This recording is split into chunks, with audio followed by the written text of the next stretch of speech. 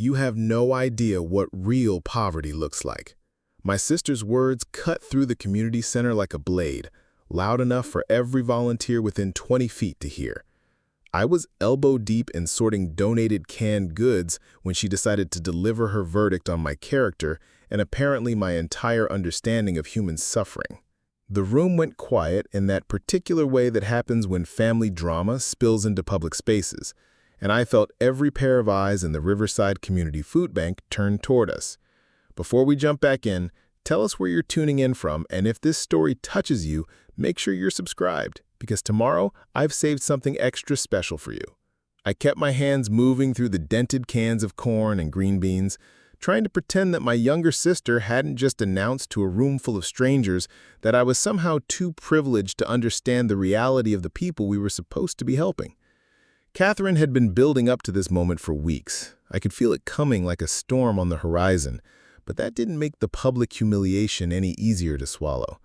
The thing about my sister is that she's always been the passionate one, the one who wore her heart on her sleeve and expected everyone else to match her intensity. She'd been volunteering at the Riverside Food Bank for 3 years now, ever since her divorce left her struggling to make ends meet as a single mother. It had become her mission, her identity, and somewhere along the way, she'd decided that anyone who hadn't walked her exact path couldn't possibly understand what it meant to be hungry, to choose between rent and groceries, to feel the shame of needing help. I'd started volunteering here 6 months ago, not long after I'd moved back to town. I told Catherine I wanted to give back to the community, wanted to stay busy in my retirement, wanted to do something meaningful with my time. All of that was true, but it wasn't the whole truth. The whole truth was something I'd never told anyone in my family. Something that would have changed everything about how they saw me, how they saw this place, how they saw the work we were doing here. My name is Margaret Thompson, though everyone at the food bank just calls me Maggie. I'm 62 years old, I live in a modest 2-bedroom house on Elm Street, and I drive a 15-year-old Honda Civic that's reliable but nothing special. I shop at the same grocery stores as everyone else, clip coupons from the Sunday paper, and worry about my heating bills during the winter months just like any other retiree on a fixed income. At least, that's what everyone thinks. The truth is more complicated than that, and it starts with the fact that my last name isn't really Thompson. It's been Thompson for 43 years now, ever since I married my late husband David, but before that it was something else entirely. Before that, I was someone else entirely. Someone whose presence in this food bank would have changed everything about how people acted, how they spoke, how they moved through this space that was supposed to be about dignity and community support. I met Catherine for the first time when I was 12 years old, the day my father married her mother. We were both products of previous marriages, both dealing with the complicated dynamics of blended families, both trying to figure out where we fit in this new configuration of siblings and step-parents and shared holidays. Catherine was 8, all energy and opinions even then, and she latched onto me immediately as the big sister she'd never had. We stayed close through high school, through college, through my military career and her early marriages, but somewhere along the way our paths diverged in ways that created a gulf neither of us knew how to bridge. She stayed local, worked retail jobs and customer service positions, married young and divorced twice, struggled with money and childcare and all the daily battles that come with trying to build a life without much of a safety net. I took a different path, one that led me far from our small town and into a world she never fully understood. I joined the Navy right out of college, worked my way up through the ranks over 30 years of service, deployed to places I couldn't talk about, and did work I couldn't describe when I came home for Christmas visits.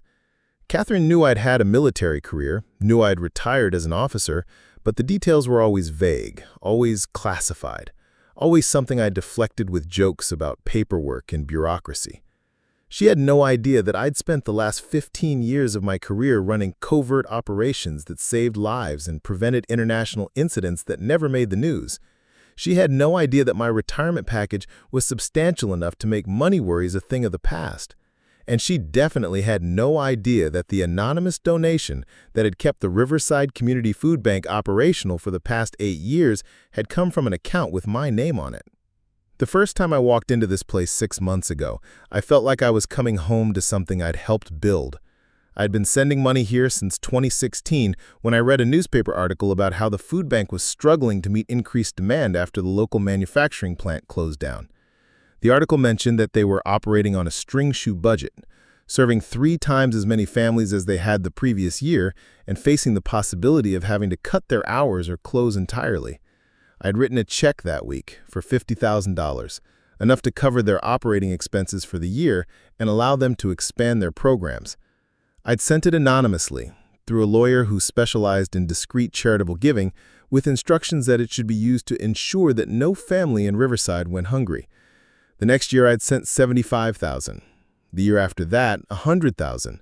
By last year, my annual contribution had grown to $250,000, enough to fund not just the food bank, but also their clothing closet, their emergency assistance program, and their new initiative to provide fresh produce from local farms.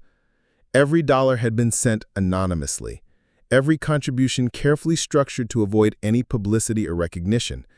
I didn't want thanks, didn't want my name on a plaque or a building. I didn't want to be treated any differently because of my financial capacity to help.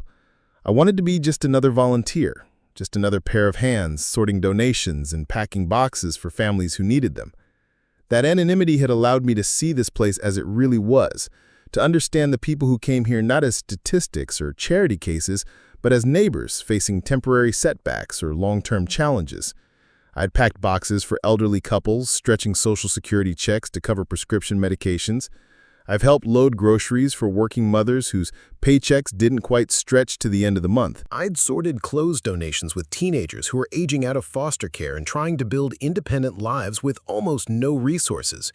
Every week brought new stories, new faces, new reminders of how quickly anyone's circumstances could change. I'd met teachers who were using the food bank during summer months when their paychecks stopped. I'd served families where both parents worked full-time jobs but still couldn't afford both rent and groceries in an economy that had left working-class wages behind. I'd helped pack emergency boxes for families who'd lost everything in house fires or medical emergencies that insurance couldn't fully cover. The work was humbling in ways that my military career had never been. In the Navy, I dealt with clear missions, defined objectives, problems that could be solved with enough planning and resources and strategic thinking. But poverty wasn't an enemy that could be defeated with superior tactics or overwhelming force. It was a complex web of systemic issues, personal circumstances, and economic realities that required patience, compassion, and a willingness to meet people exactly where they were without judgment. Catherine had been doing this work for years before I arrived, and her dedication was obvious to everyone who worked alongside her. She knew the names of regular families, remembered which children had food allergies, always asked about job searches and medical appointments and school events. She advocated fiercely for anyone who faced barriers to accessing services, whether those barriers were language differences, transportation challenges, or bureaucratic complications that made getting help harder than it should be. But Catherine also carried anger that seemed to grow heavier every month I worked beside her. Anger at a system that allowed hardworking people to go hungry. Anger at politicians who talked about family values while cutting funding for programs that supported actual families. Anger at people she perceived as privileged or out of touch, people who volunteered for a few hours and then went home to comfortable lives without really understanding what they'd witnessed. I understood her anger, even shared some of it, but I also understood something she didn't. I understood that the problems we were addressing here were bigger than any individual circumstances, bigger than any single organization's capacity to solve, bigger than the annual budget of even a well-funded food bank. Real change required sustained investment, policy changes, economic shifts that would take decades to implement and generations to fully realize. That understanding had shaped how I approached my contributions to this place. The money I sent wasn't charity in the traditional sense. It was investment in infrastructure, in stability, in the kind of long-term sustainability that would allow the food bank to weather economic downturns and increased demand without constantly operating in crisis mode. I'd worked with the director, Maria Santos, through intermediaries to ensure that the anonymous funding was being used strategically, not just to meet immediate needs, but to build capacity for the future. Maria had no idea who was behind the donations, but she'd used them brilliantly. The food bank now had a refrigerated truck for fresh produce pickups, a commercial-grade freezer system that allowed them to store and distribute protein sources, and partnerships with local farms and grocery stores that had transformed what they could offer to families. They'd expanded their hours, hired additional staff, and created programs that addressed not just immediate hunger, but also nutrition education, cooking classes, and connections to other social services. The transformation had been remarkable to watch, and it had allowed me to see firsthand how strategic philanthropy could multiply the impact of grassroots community organizing. But it had also created tension with Catherine, who seemed to view my satisfaction with the improvements as evidence that I didn't understand how much more needed to be done, how many people were still struggling, how inadequate even our best efforts remained in the face of systemic poverty. The tension had been building for months through small comments and sideways looks. When I mentioned how efficiently the new freezer system was working, Catherine would remind me that efficiency didn't matter if people didn't have transportation to get here. When I expressed optimism about the partnerships with local farms, she'd point out that fresh vegetables didn't help families who didn't have adequate cooking facilities in their housing. When I suggested that the increased volunteer turnout was a positive sign of community engagement, she'd countered that more volunteers didn't necessarily mean more understanding or more commitment to addressing root causes. All of her points were valid, and I tried to acknowledge that whenever she raised them, but my responses never seemed to satisfy her, and I could feel her growing frustration with what she interpreted as my privileged perspective on problems she'd lived through personally. She knew I was comfortable in my retirement, knew I'd never had to choose between medication and groceries, knew I'd never felt the specific anxiety that comes with not knowing how you're going to feed your children. What she didn't know was that my understanding of poverty came from a different kind of experience entirely.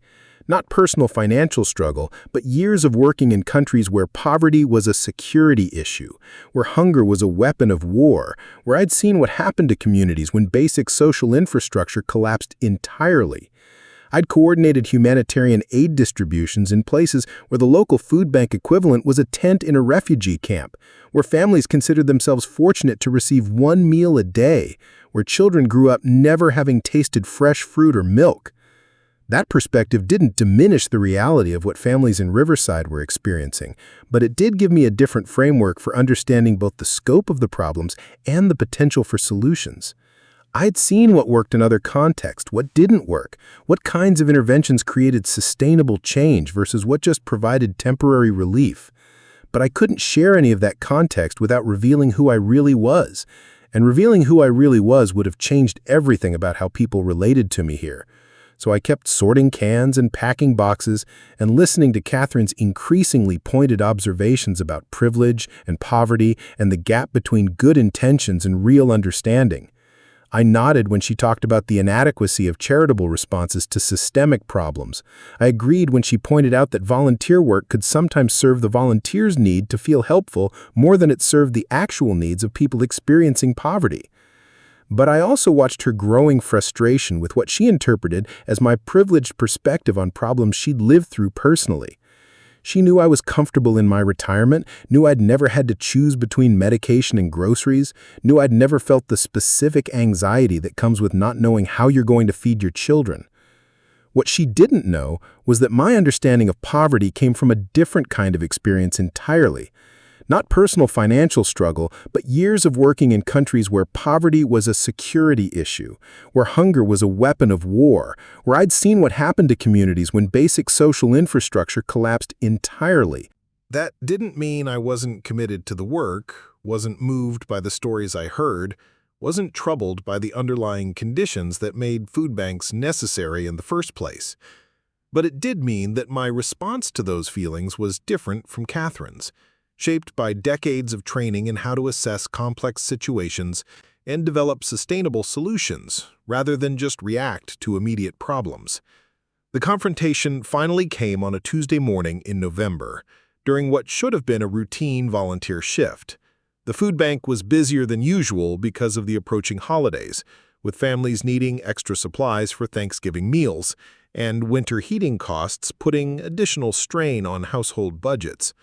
We'd been working steadily for 3 hours, processing donations and preparing distribution boxes, when a new volunteer showed up with questions about how the operation was funded.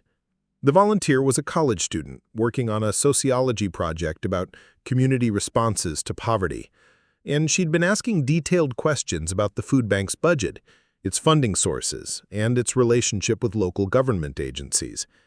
Maria had been answering what she could, while still protecting donor privacy, explaining that they operated on a combination of individual donations, grants from foundations, and support from anonymous benefactors who preferred to contribute without recognition. Catherine had been listening to the conversation with growing agitation, and when the student asked whether the anonymous funding created any ethical concerns about accountability or transparency, Catherine exploded. "You want to know what's really unethical?" she said, loud enough to stop conversations throughout the sorting area. "It's people who think they can understand poverty from the outside, who think writing checks or volunteering for a few hours makes them experts on what families actually need." The student looked confused, clearly not understanding why her academic questions had triggered such a strong response. But I knew this wasn't really about the student's project. This was about months of accumulated frustration with me, with my perceived detachment from the emotional reality of the work we were doing, with what Catherine saw as my privileged perspective on problems she'd experienced personally. "Some people volunteer here thinking they're helping," Catherine continued, her voice getting louder and more pointed as she looked directly at me. "But really they're just making themselves feel better about their comfortable lives. They sort a few cans, pack a few boxes, go home to their nice houses, and convince themselves they've done something meaningful." I kept working, hoping she'd burn through her anger and move on, but she was just getting started. "The worst part is when they start talking about how well things are going, how much progress we're making, how grateful everyone should be for the improvements, like this is some kind of success story instead of an indictment of everything that's broken about how we treat people in this country." The room was getting quieter as more volunteers stopped what they were doing to listen. I could feel the weight of their attention, could sense their discomfort with the family drama playing out in what was supposed to be a supportive community space. But Catherine was beyond caring about social niceties or appropriate workplace behavior. "You know what really gets me?" she said, taking a step closer to where I was standing.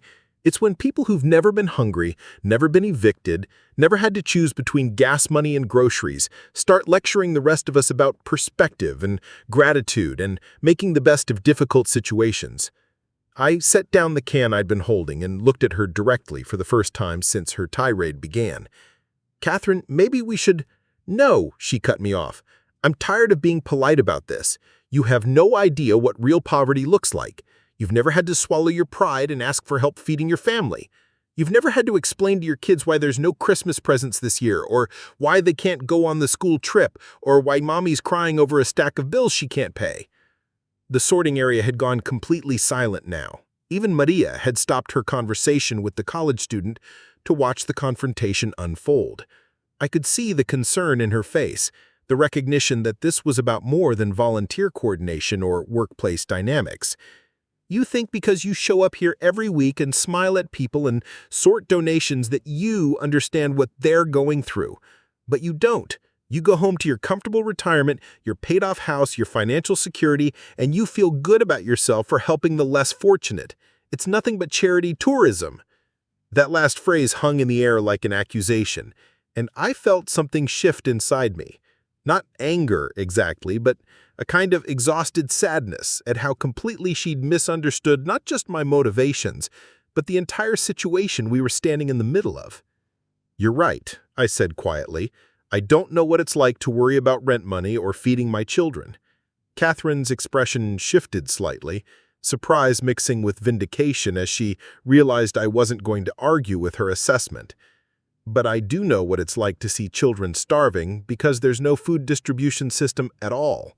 I know what it's like to coordinate emergency aid for families who've lost everything to war or natural disasters. I know what it's like to work in places where a food bank like this one would be considered a luxury that most communities could never hope to achieve." Catherine frowned, clearly not expecting me to turn the conversation toward international comparisons or military experience. Preparing and narrating this story took us a lot of time, so if you are enjoying it, subscribe to our channel. It means a lot to us. Now back to the story. That's not the same thing.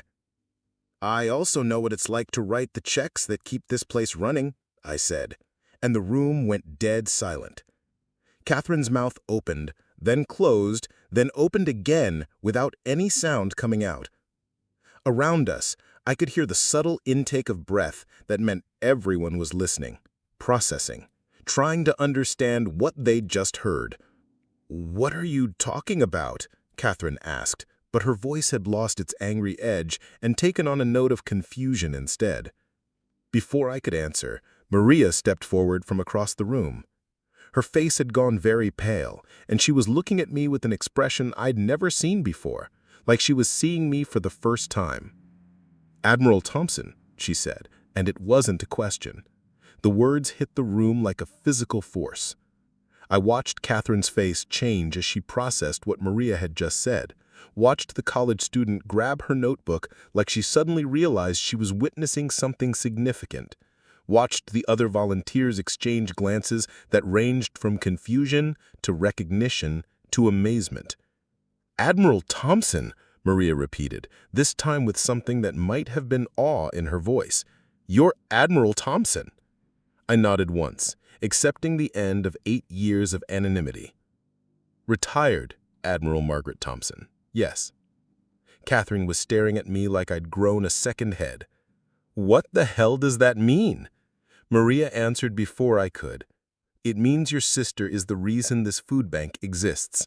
It means every expansion we've made, every program we've started, every family we've been able to help beyond basic emergency food assistance has been possible because of her contributions."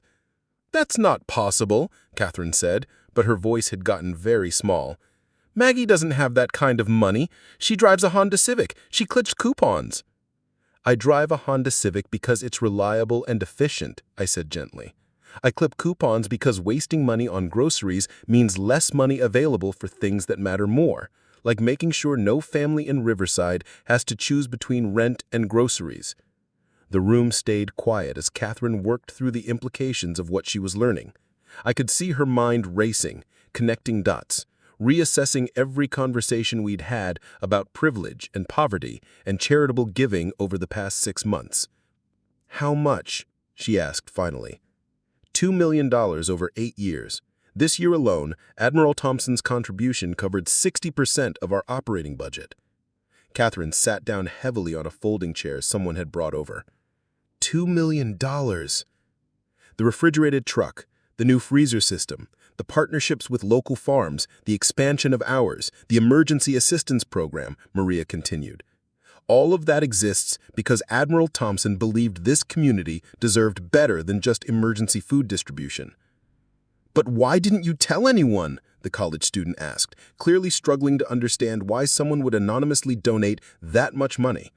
I looked around the room at the faces staring back at me, trying to find words for something I'd never had to explain before. "Because the moment people know you have resources, everything changes. Every conversation becomes about what you might contribute instead of what actually needs to be done. Every relationship becomes complicated by questions about obligation and gratitude and whether people are being genuine or just trying to access your money. I wanted to understand this place as it really was, not as people thought I wanted to see it. I wanted to work alongside volunteers who were here because they cared about the mission, not because they were trying to impress a major donor.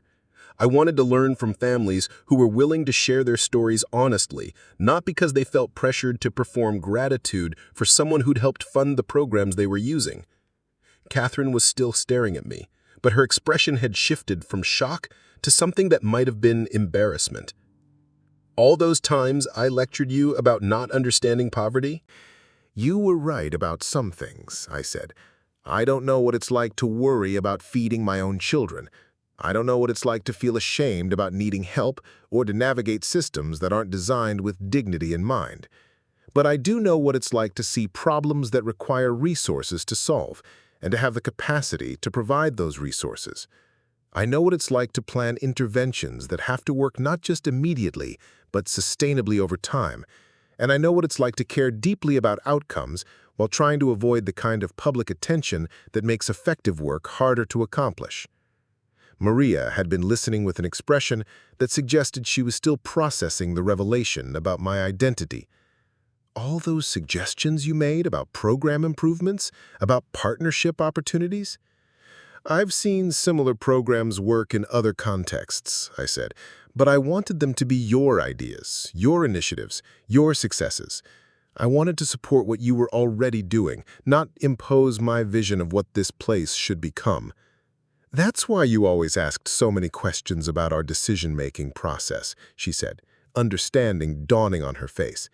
You were making sure we had good reasons for the choices we were making with your funding. I was making sure you felt empowered to make those choices, I corrected. There's a difference between accountability and micromanagement. I wanted to support your leadership, not replace it.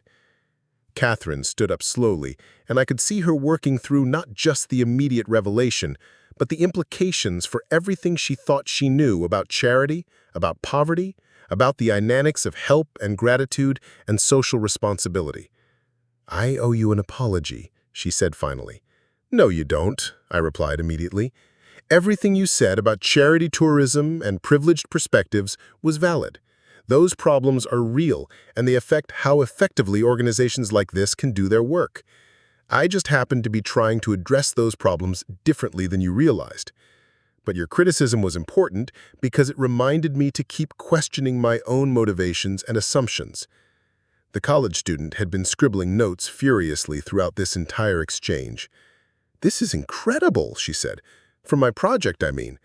The complexity of anonymous giving, the ethics of wealth and social responsibility, the ways that class dynamics affect charitable relationships. Feel free to write about what you observed here," I told her, "but please be thoughtful about how you frame it. The point isn't that anonymous giving is inherently better than public philanthropy, or that wealthy people deserve credit for solving problems that government should be addressing. The point is that effective community support requires understanding local needs, respecting local leadership, and sustaining commitments over time, regardless of whether anyone is watching or applauding."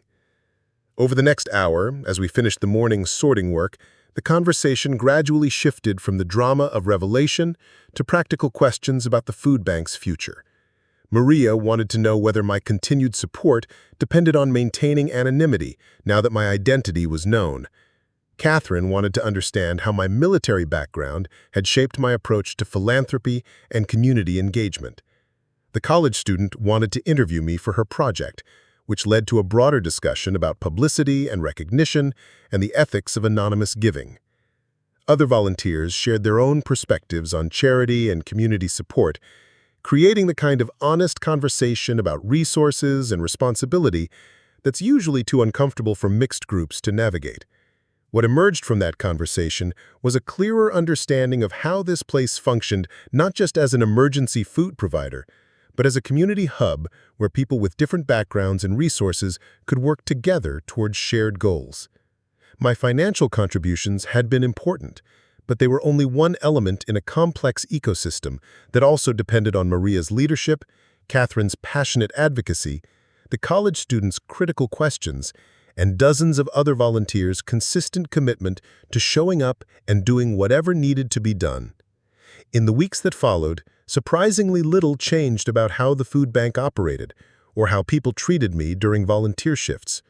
Maria and I had private conversations about long-term sustainability and strategic planning, but those happened outside of regular volunteer hours and didn't affect the day-to-day work of sorting donations and serving families.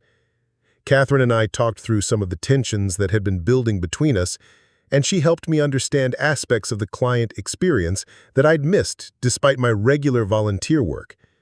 She also started asking more questions about my military career and how those experiences had shaped my thinking about community development and international aid.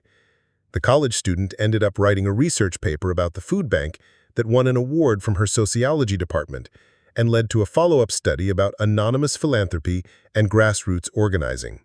Her work helped bring additional volunteers and resources to the food bank, proving that sometimes the right kind of attention can multiply impact rather than complicate it.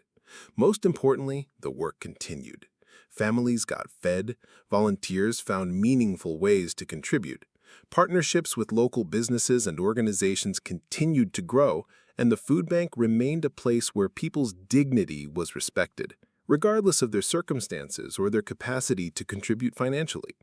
My identity as Admiral Thompson became one element of the food bank story, but not the defining element. The defining element remained what it had always been, a community's commitment to ensure that no neighbor went hungry, regardless of the economic forces or personal circumstances that had created their need for help. And every week, I continued to sort cans and pack boxes and listen to stories and learn from people whose experiences were different from mine.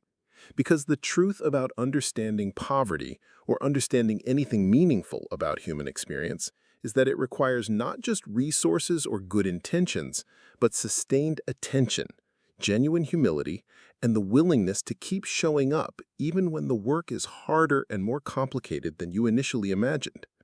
6 months later, when Catherine and I were training a new group of volunteers, she told them that the most important thing they could bring to this work wasn't money or expertise or even passion, but the willingness to listen carefully and question their own assumptions about what help looks like and who has the right to provide it. And as I watched those new volunteers begin their own journey of understanding what it means to serve a community effectively, I realized that the lesson I'd learned wasn't about the power of anonymous giving or the complexity of wealth and social responsibility.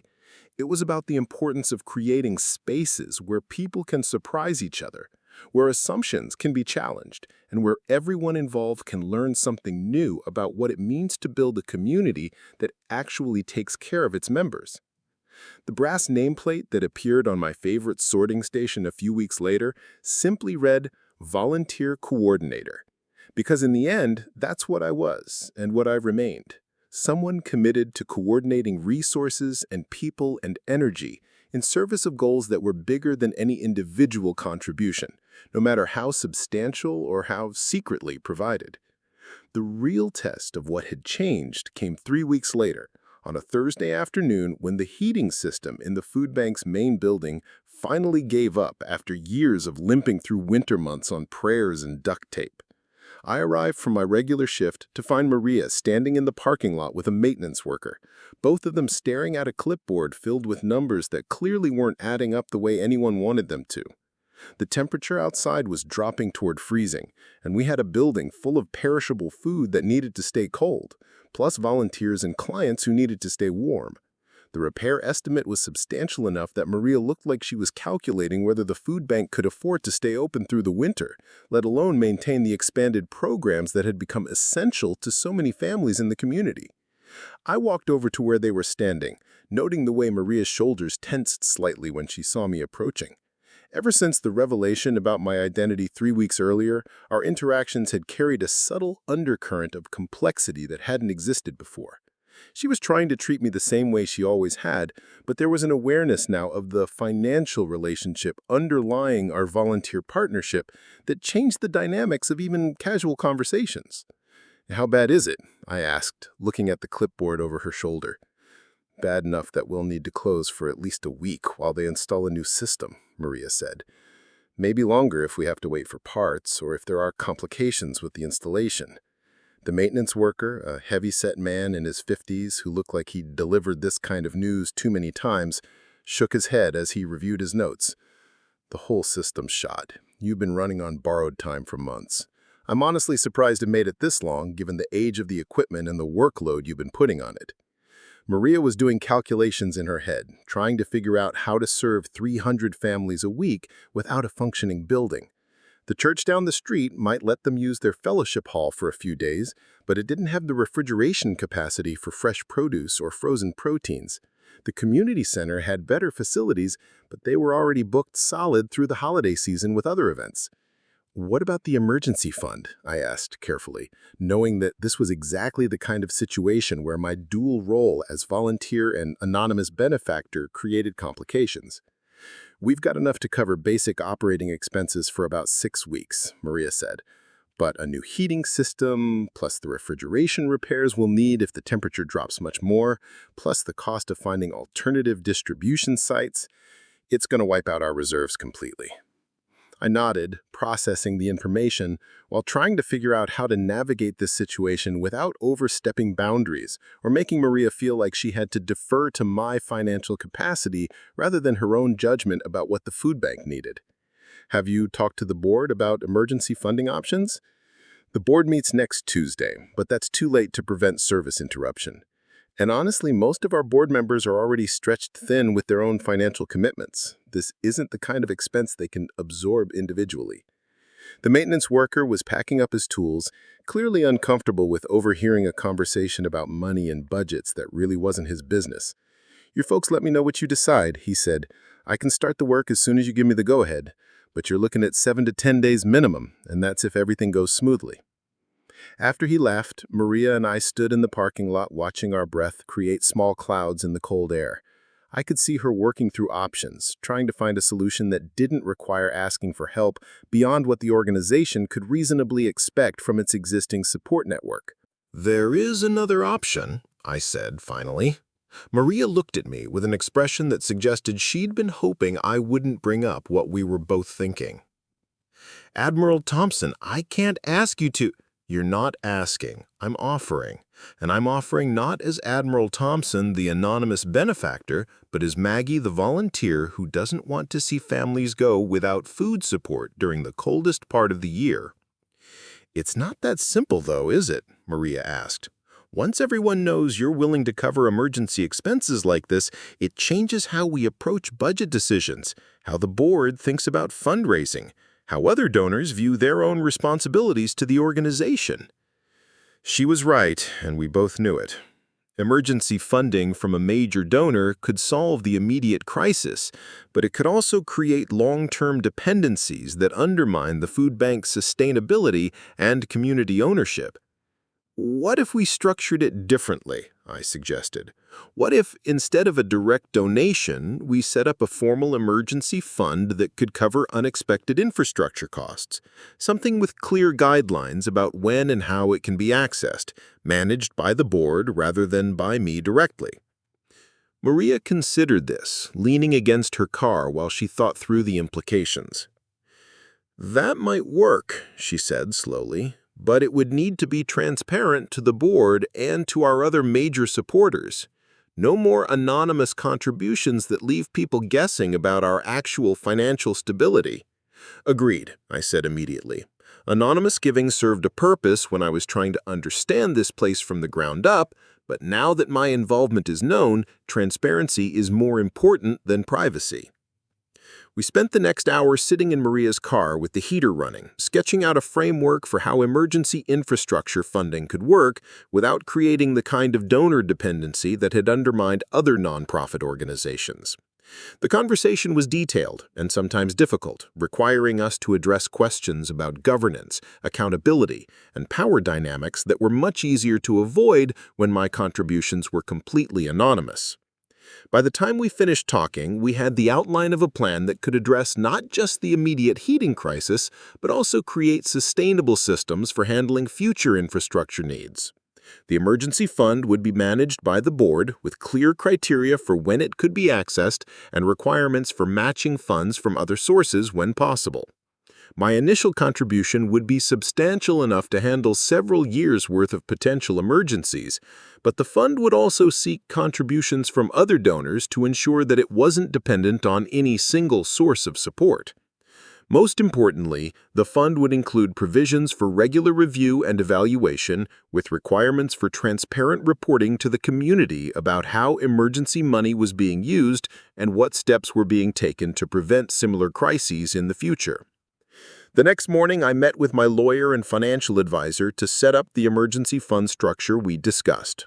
The legal framework was more complex than I'd anticipated, requiring careful attention to tax implications, governance requirements, and accountability measures that would protect both the food bank and my own interests as a major donor.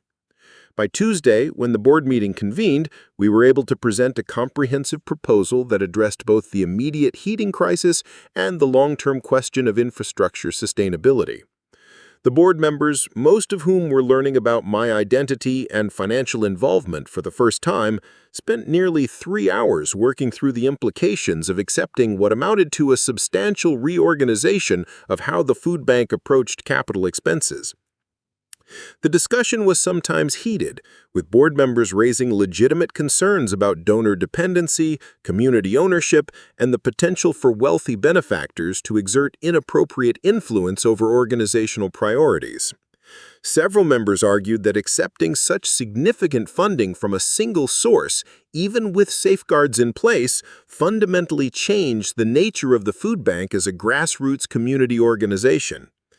Other board members pointed out that ideological purity about funding sources didn't help families who needed food assistance, and that rejecting resources that could improve the organization's capacity to serve its mission was a luxury they couldn't afford in a community where need continued to outpace available support. The conversation was exactly the kind of difficult but necessary discussion that anonymous giving had allowed us to avoid for 8 years, and it forced everyone involved to articulate their values and priorities in ways that weren't always comfortable but were ultimately clarifying. Catherine, who attended the meeting as a long-term volunteer and community member, found herself in the unexpected position of defending my proposal to board members who were skeptical about accepting funding from someone they viewed as an outsider to the community's grassroots organizing efforts. Admiral Thompson has been volunteering here every week for 6 months. She's packed boxes, sorted donations, helped serve families, and listened to stories just like every other volunteer. The fact that she also has financial resources doesn't automatically disqualify her from being part of this community. But it does change the power dynamics, responded Janet Morrison, a longtime board member who had been instrumental in establishing the food bank's original community-based governance structure. When one person can single-handedly solve our financial problems, it's hard for everyone else to feel like their input matters equally. Then maybe we need to restructure how we make decisions, suggested David Chen, the board's treasurer. Maybe we need clearer policies about major donations, better systems for community input on organizational priorities, more transparent processes for evaluating funding proposals. The discussion continued for another hour before the board voted to accept the emergency fund proposal, but with additional requirements for community input, regular evaluation, and clear limitations on my involvement in day-to-day operational decisions. The vote was close enough to make it clear that the community was genuinely divided about how to balance the benefits of substantial financial support against the risks of donor dependency and reduced community ownership. Over the following week, as the heating system replacement got underway and the food bank operated out of temporary locations, I found myself navigating a completely different set of relationships and expectations than I'd experienced during my months as an anonymous volunteer. Some volunteers were more deferential, treating me like someone whose opinions carried extra weight because of my financial contributions, rather than engaging with me as an equal partner in the work. Others seemed suspicious of my motivations, questioning whether my suggestions about operational improvements were really about effectiveness or about imposing my preferences on an organization I was now funding openly.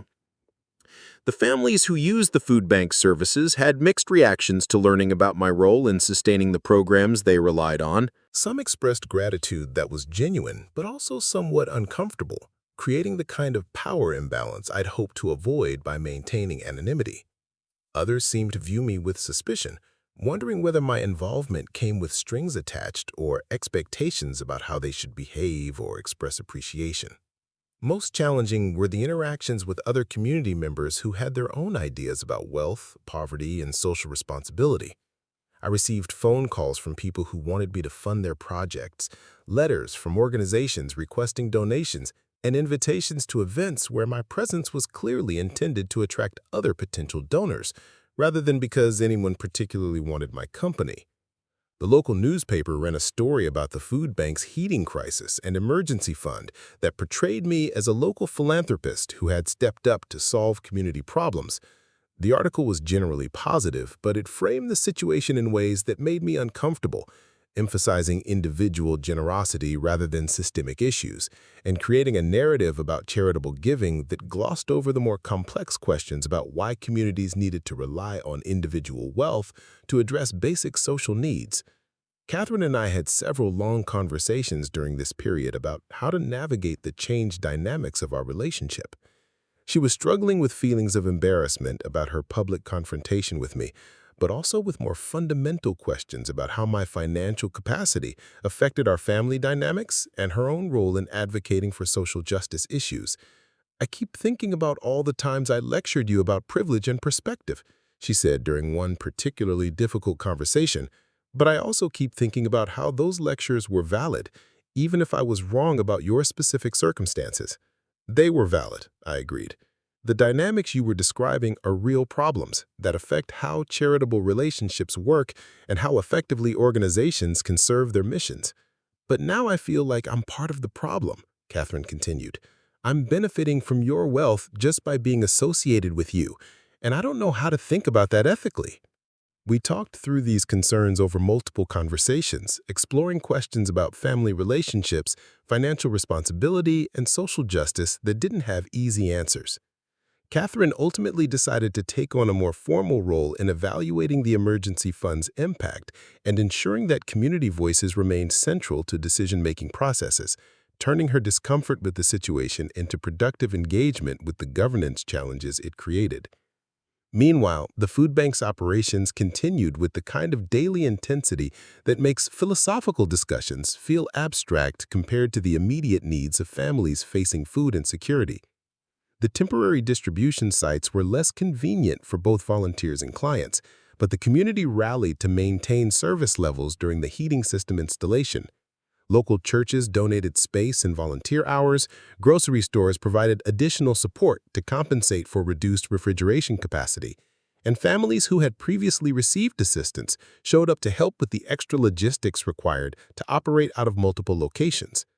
The crisis revealed both the food bank's vulnerability to infrastructure problems and the depth of community support that existed beyond any single donor's contributions.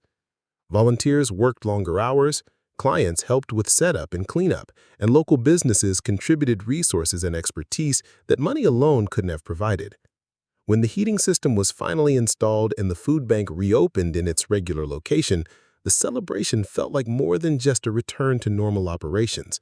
It felt like a confirmation of the community's commitment to maintaining an organization that served everyone's needs effectively, regardless of who was providing financial support or how much individual donors were contributing. The emergency fund was officially established with clear governance structures and accountability measures, but its existence didn't dramatically change how the food bank operated on a day-to-day basis. Volunteers continued sorting donations, packing boxes, and serving families. Maria continued managing programs and building partnerships with local organizations. The board continued meeting monthly to evaluate programs and plan for future needs. What did change was the level of transparency and community engagement in financial decision-making. Board meetings included more detailed budget discussions, volunteer orientations covered more information about funding sources and organizational sustainability, and regular community forums provided opportunities for clients and volunteers to share input about program priorities and service delivery. The increased transparency created some new challenges, particularly around privacy and dignity for families using the food bank services. Some clients were uncomfortable with more detailed discussions about funding and budgets, feeling like their personal circumstances were being scrutinized more closely than before. Others appreciated understanding more about how the organization operated and what resources were available to support different types of assistance. Maria and the board worked to find a balance between transparency and privacy, creating policies that ensured financial information was available to anyone who wanted it, while protecting individual families' confidentiality and dignity in their interactions with food bank services. My own role in this new structure was carefully defined and regularly evaluated. I attended board meetings as a major donor representative, but I didn't have voting rights on operational decisions. I could provide input on strategic planning and program development, but Maria retained final authority over day-to-day management decisions. I could offer additional financial support for special projects or emergency needs, but only through formal processes that included community input and board approval. The structure was more complex than anonymous giving had been, requiring more meetings, more documentation, and more careful navigation of relationships and expectations. But it was also more sustainable, creating systems that could continue to function effectively if my circumstances changed or if other donors became involved in supporting the organization's work. 6 months after the heating crisis, the food bank was serving more families than ever before, operating with greater financial stability than it had achieved in its entire history and maintaining strong community ownership despite the presence of substantial individual funding. The emergency fund had been used twice more for unexpected repairs, each time following the procedures we'd established for community input and board oversight. More importantly, the organization had developed capacity for transparent governance and community engagement that extended beyond questions about funding and into areas like program evaluation, client feedback, and volunteer development. The increased transparency created some new challenges, particularly around privacy and dignity for families using the food bank services. Some clients were uncomfortable with more detailed discussions about funding and budgets, feeling like their personal circumstances were being scrutinized more closely than before. Others appreciated understanding more about how the organization operated and what resources were available to support different types of assistance. Maria and the board worked to find a balance between transparency and privacy, creating policies that ensured financial information was available to anyone who wanted it while protecting individual families' confidentiality and dignity in their interactions with food bank services. My own role in this new structure was carefully defined and regularly evaluated. I attended board meetings as a major donor representative, but I didn't have voting rights on operational decisions. I could provide input on strategic planning and program development, but Maria retained final authority over day-to-day management decisions. I could offer additional financial support for special projects or emergency needs, but only through formal processes that included community input and board approval. The structure was more complex than anonymous giving had been, requiring more meetings, more documentation, and more careful navigation of relationships and expectations. But it was also more sustainable, creating systems that could continue to function effectively if my circumstances changed or if other donors became involved in supporting the organization's work. 6 months after the heating crisis, the food bank was serving more families than ever before, operating with greater financial stability than it had achieved in its entire history, and maintaining strong community ownership despite the presence of substantial individual funding. The emergency fund had been used twice more for unexpected repairs, each time following the procedures we'd established for community input and board oversight. More importantly, the organization had developed capacity for transparent governance and community engagement that extended beyond questions about funding and into areas like program evaluation, client feedback, and volunteer development. The increased transparency created some new challenges, particularly around privacy and dignity for families using the food bank services. Some clients were uncomfortable with more detailed discussions about funding and budgets, feeling like their personal circumstances were being scrutinized more closely than before. Others appreciated understanding more about how the organization operated and what resources were available to support different types of assistance. Maria and the board worked to find a balance between transparency and privacy, creating policies that ensured financial information was available to anyone who wanted it, while protecting individual families' confidentiality and dignity in their interactions with food bank services. My own role in this new structure was carefully defined and regularly evaluated. I attended board meetings as a major donor representative, but I didn't have voting rights on operational decisions. I could provide input on strategic planning and program development, but Maria retained final authority over day-to-day management decisions. I could offer additional financial support for special projects or emergency needs, but only through formal processes that included community input and board approval. The structure was more complex than anonymous giving had been, requiring more meetings, more documentation, and more careful navigation of relationships and expectations. But it was also more sustainable, creating systems that could continue to function effectively if my circumstances changed or if other donors became involved in supporting the organization's work. 6 months after the heating crisis, the food bank was serving more families than ever before. The college student who had been present during my initial revelation followed up on her research project by conducting interviews with board members, volunteers, and clients about their experiences with the food bank's transition to more transparent governance. Her findings were presented at a regional conference on nonprofit management, and several other organizations used our model as a framework for developing their own policies around major donor relationships and community accountability. The broader impact of our experiment in transparent philanthropy extended beyond the food bank itself, contributing to ongoing discussions in the nonprofit sector about how to balance individual generosity with community ownership, how to maintain organizational mission while accepting substantial private funding, and how to create governance structures that protect both donor interests and community autonomy. But for me, the most meaningful impact was much more personal and immediate. I had found a way to use resources I'd accumulated through my military career to support work that aligned with my values, while also finding a community where I could contribute labor and expertise alongside financial support. I was no longer trying to hide who I was or pretend that my circumstances were different than they actually were. But I also wasn't defined entirely by my capacity to write checks or solve problems with money. I remained Maggie the volunteer who showed up every week to sort donations and pack boxes. But I was also Admiral Thompson, the major donor, who could help address infrastructure crises and long-term sustainability challenges. Both roles were authentic expressions of who I was and what I had to offer, and the community had found ways to value both contributions without allowing either one to overwhelm the other. The work continued, week after week, with the same basic mission of ensuring that no family in Riverside went hungry. But the community that sustained that work had become stronger, more transparent, and more resilient, capable of handling both everyday challenges and unexpected crises, while maintaining the values and relationships that made the work meaningful for everyone involved. And every Thursday evening when I finished my volunteer shift and headed home to my modest house on Elm Street, I felt the satisfaction of knowing that I was contributing to something larger than myself, something that would continue to serve families in need long after my own involvement ended, something that had been built through genuine community effort rather than individual largesse. The brass nameplate on my sorting station still read Volunteer Coordinator, but now everyone knew what that coordination involved, and the transparency had made both the work and the relationships stronger than they had been when secrecy was necessary to maintain authenticity.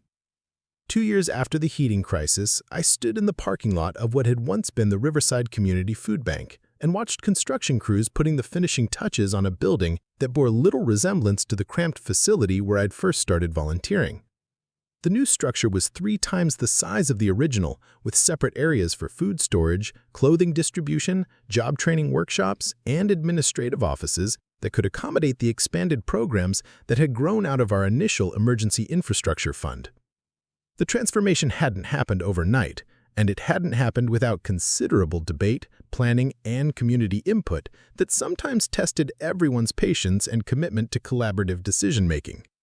But standing there watching volunteers move equipment into spaces designed specifically for their work, I felt a deep satisfaction that went beyond anything I'd experienced during my military career or in the early days of anonymous charitable giving. Maria emerged from the building carrying a clipboard and wearing the expression of someone who was simultaneously exhausted and exhilarated by the logistics of coordinating a major organizational transition.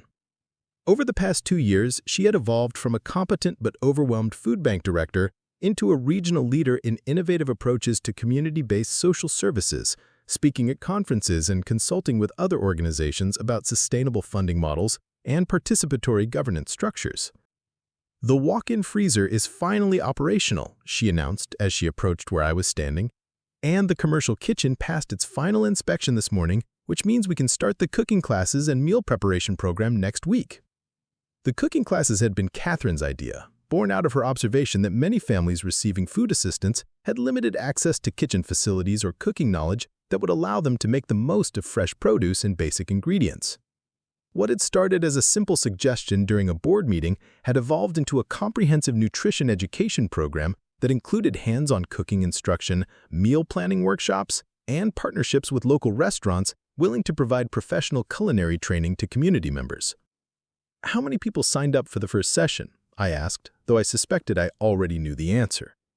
Every new program the food bank introduced seemed to generate more interest than the available spaces could accommodate, creating waiting lists and requiring careful planning to ensure that expanded services didn't overwhelm volunteer capacity or stretch resources beyond sustainable limits. 47 people for 20 spots. We're going to have to run multiple sessions, which means recruiting more volunteer instructors and figuring out how to schedule around the regular food distribution operations. These were good problems to have, but they were still problems that required creative solutions and careful resource management. The success of the food bank's expanded programming had created new challenges around coordination, volunteer training, and maintaining quality while scaling up services to meet demonstrated community need.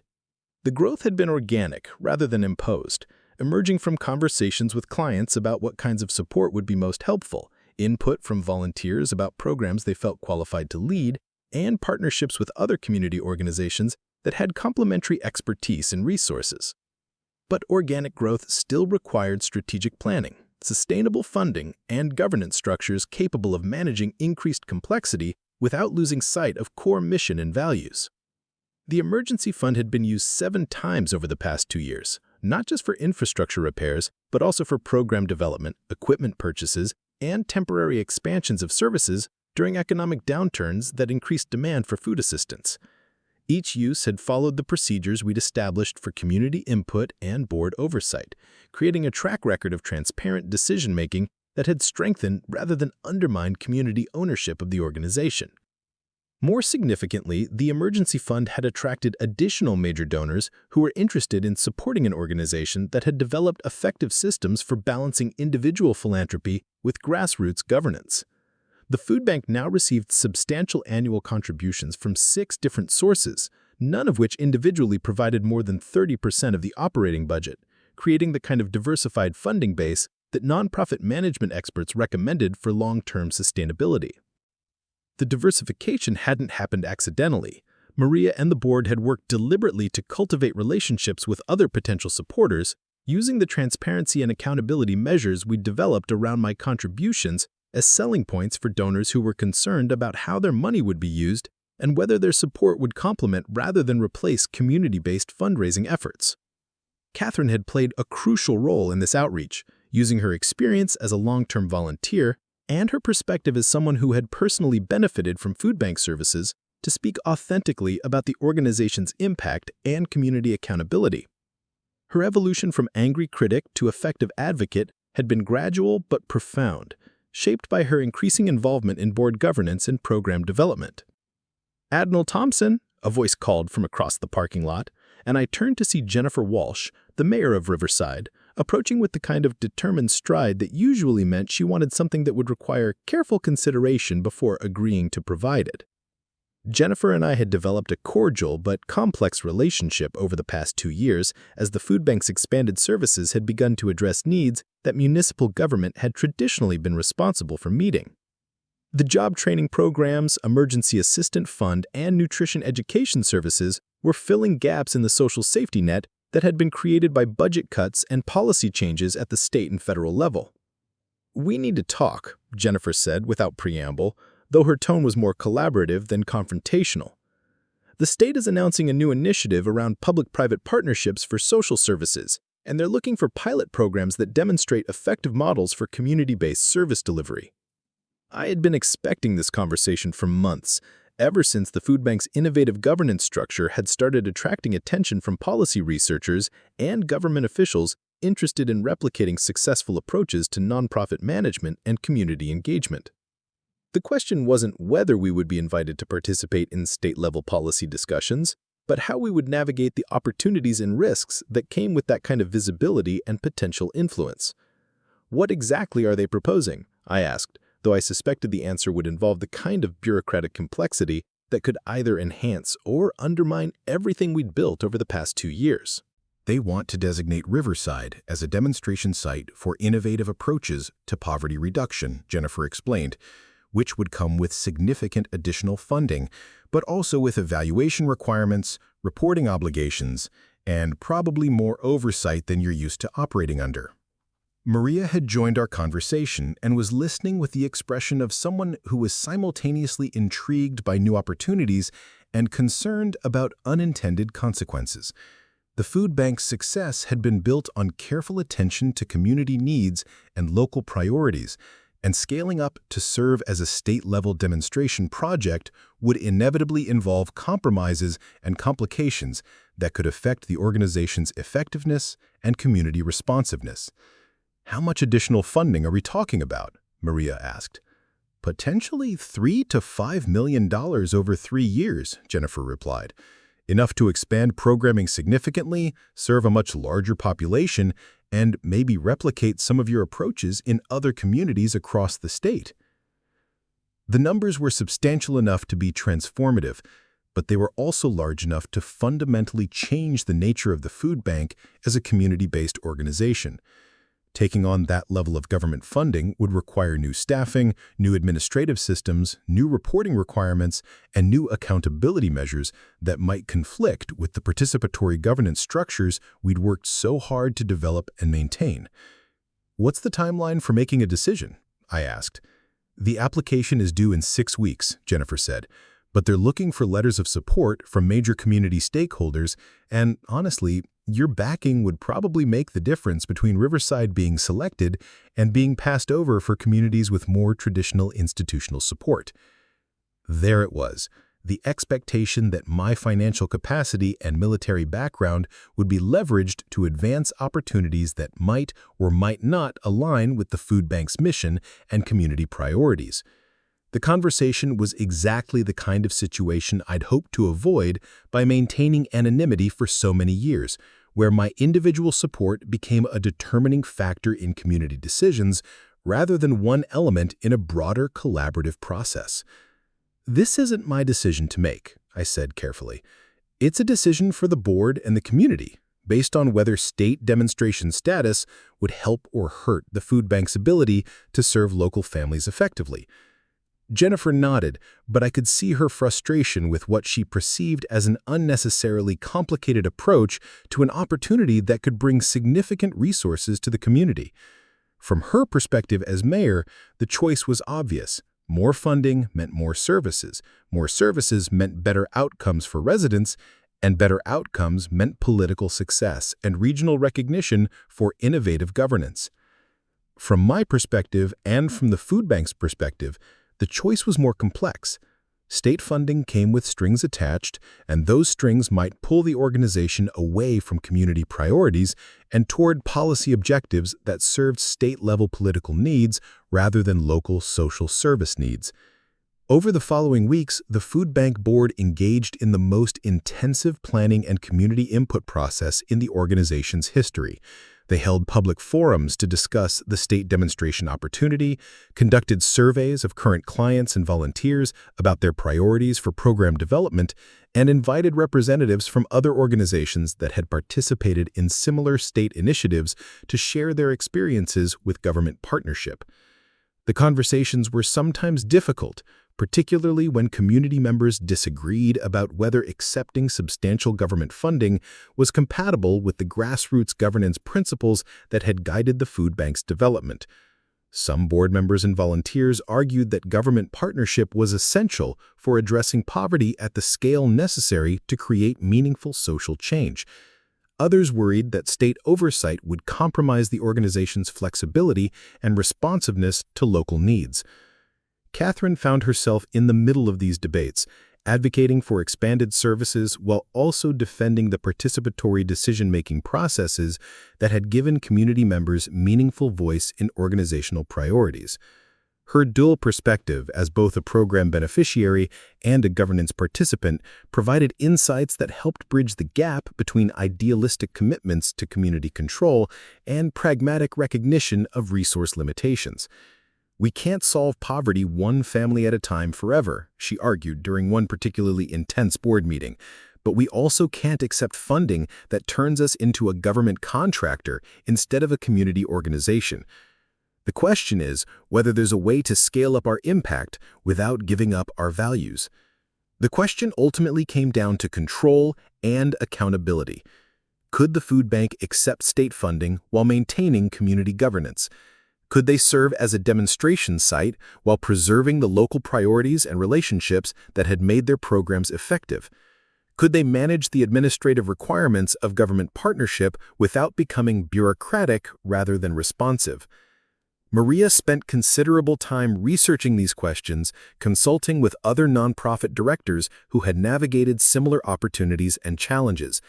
She discovered that successful public-private partnerships required careful attention to contract language, clear agreements about decision-making authority, and strong community support for the additional complexity that government funding inevitably created.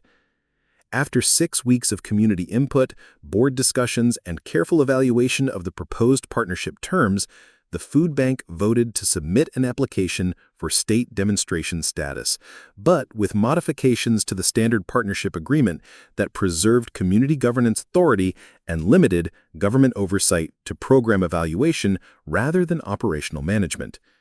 The modifications were significant enough that there was real uncertainty about whether the state would accept the food bank's proposed terms, but the board decided that maintaining organizational integrity was more important than securing additional funding if that funding came with requirements that would undermine the community-based approaches that had made their programs successful.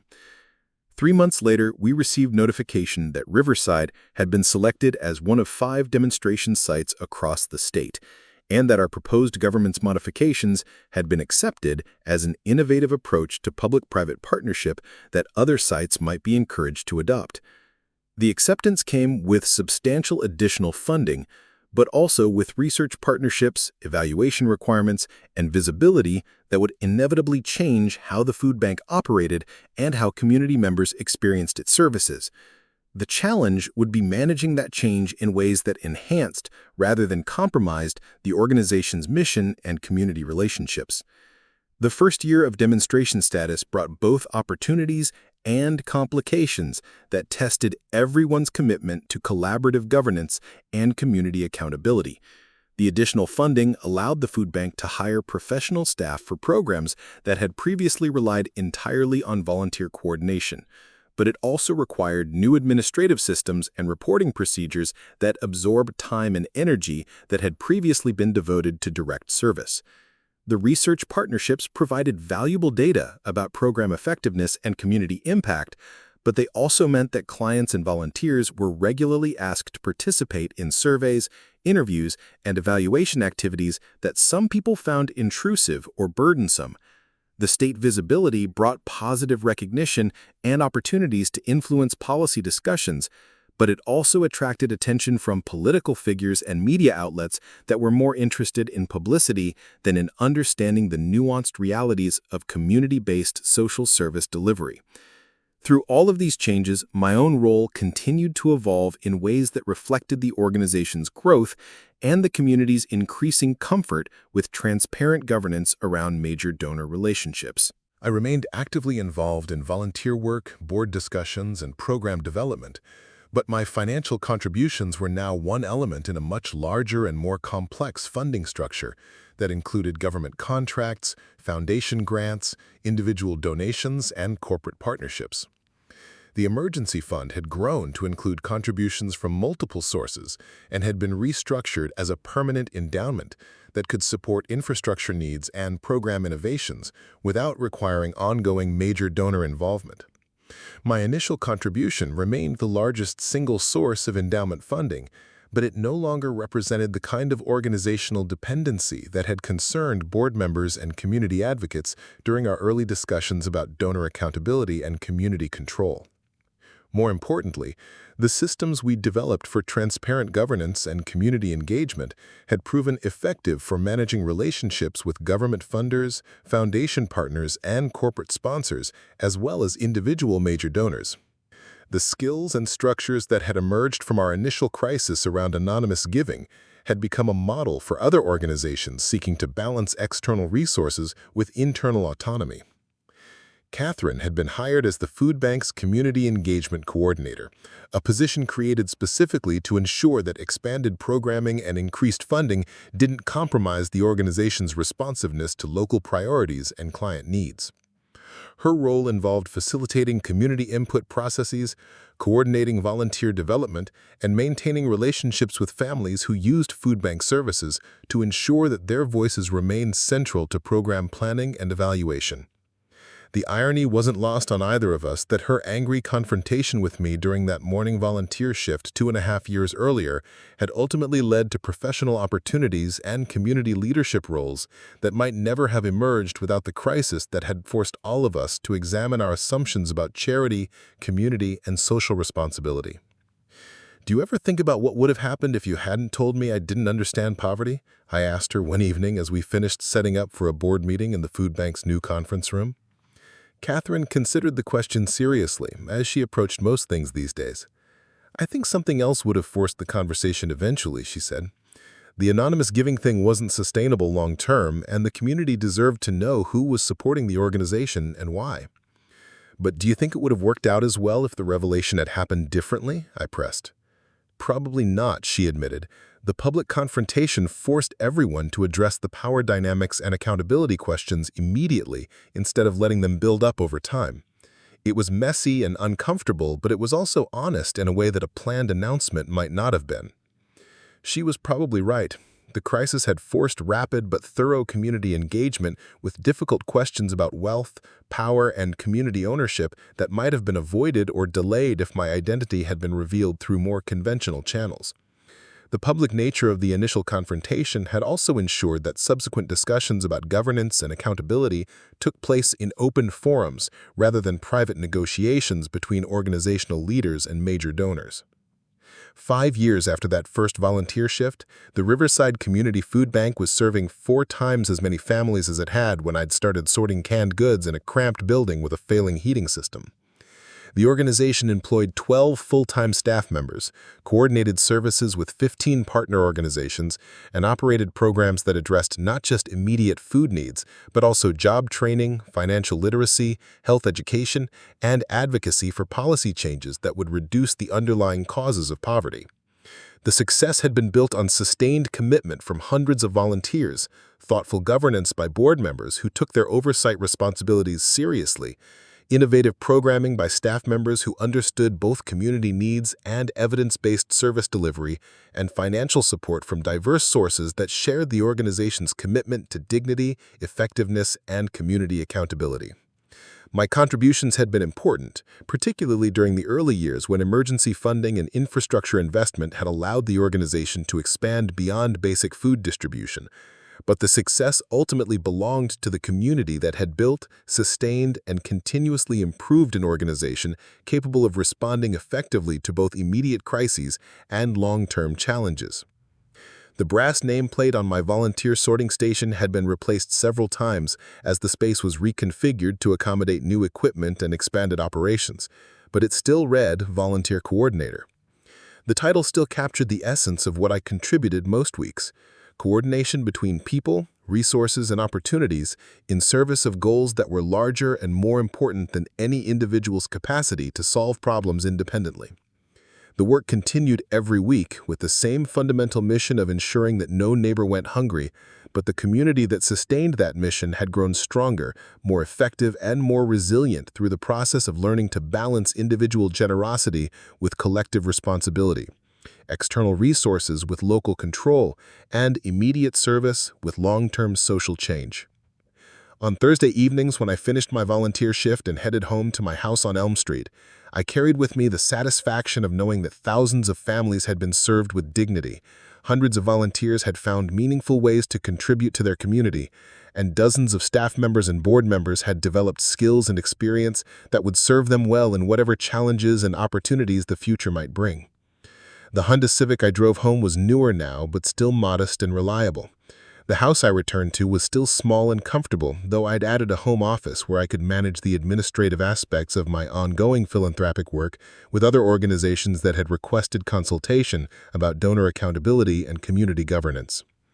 The coupons I clipped were still about efficiency rather than necessity, but they represented the same values that had guided my approach to charitable giving from the beginning: respect for resources, attention to priorities, and commitment to ensuring that money was used thoughtfully rather than carelessly, regardless of how much was available to spend.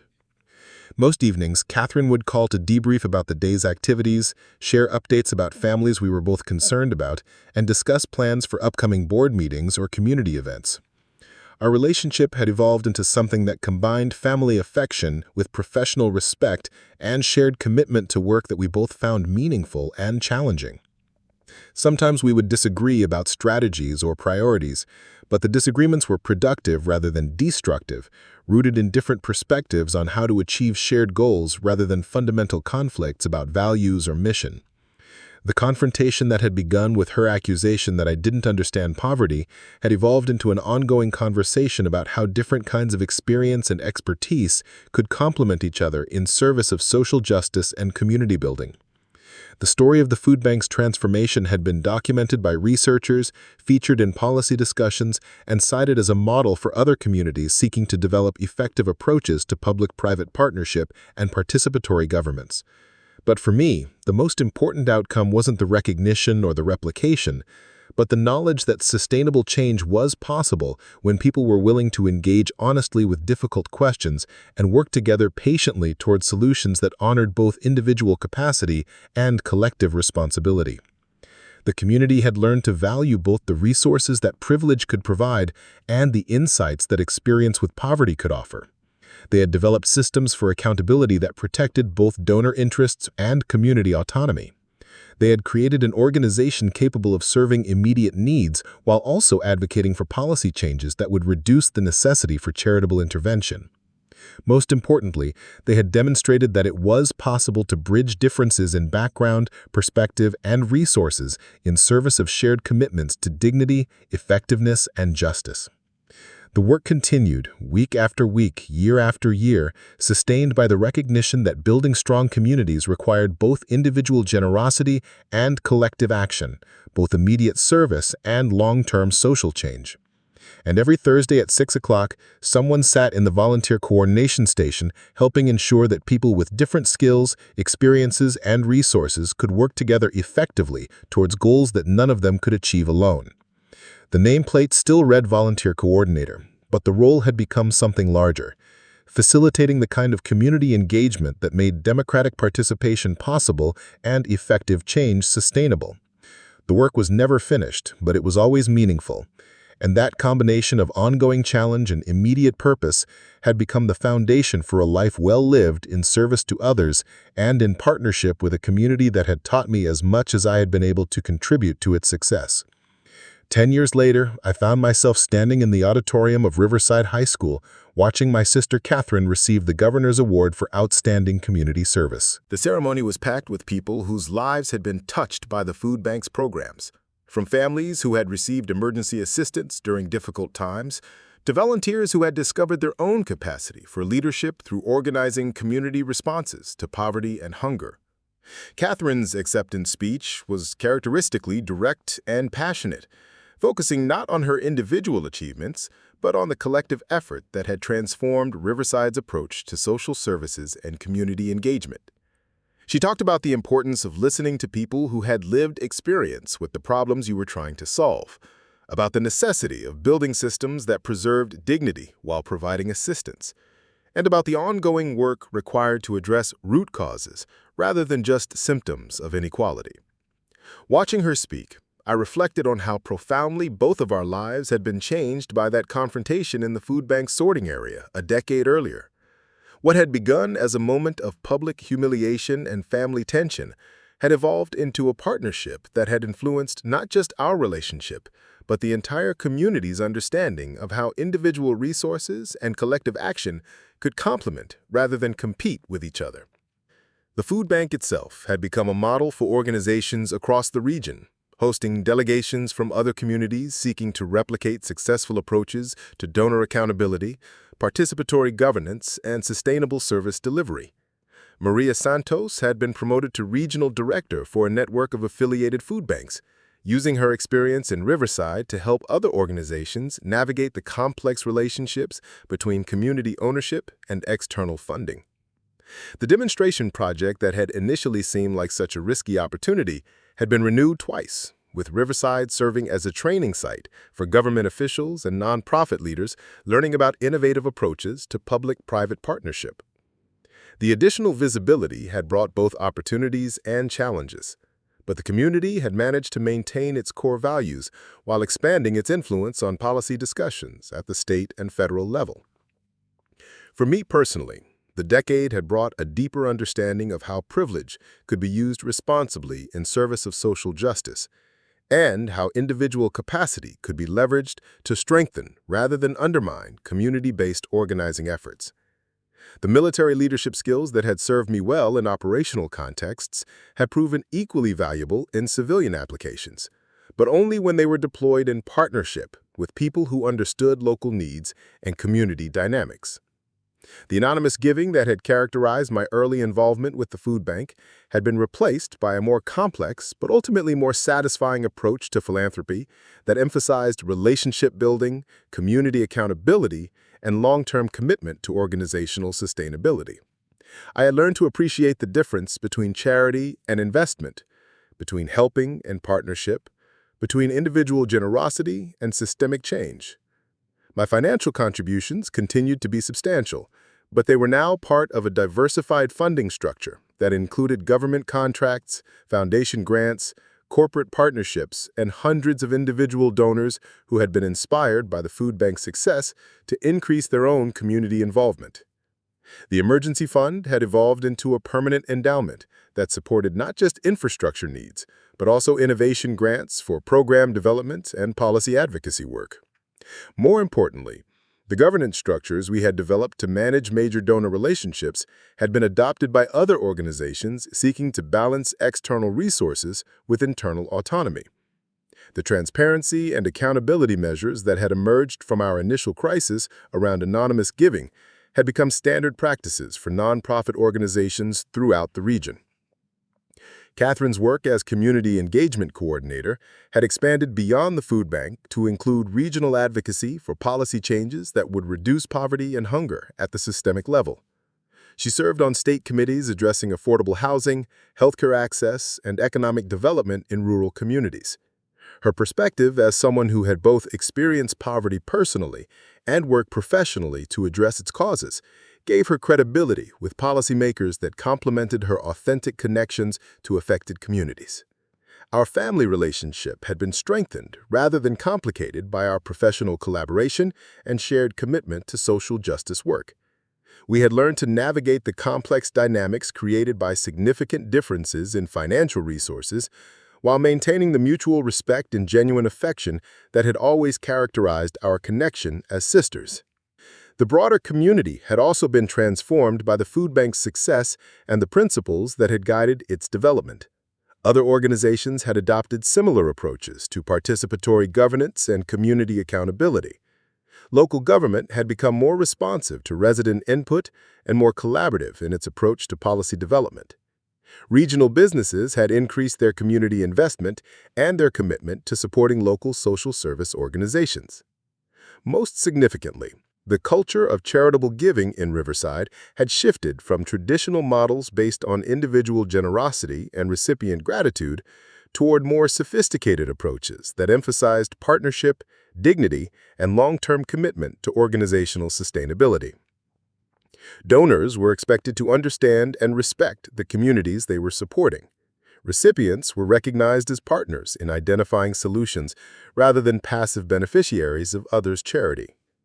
The changes hadn't been easy or automatic, and they hadn't eliminated poverty or hunger in Riverside, but they had created a community that was more resilient, more equitable, and more capable of responding effectively to both immediate crises and long-term challenges.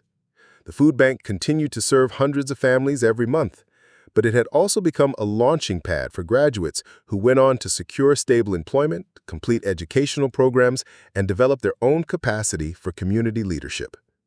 As Catherine concluded her acceptance speech and the audience rose to give her a standing ovation, I felt the deep satisfaction that comes from witnessing someone you love achieve recognition for work that has genuinely improved other people's lives. But I also felt gratitude for the opportunity to have played a supporting role in changes that were much larger than any individual contribution.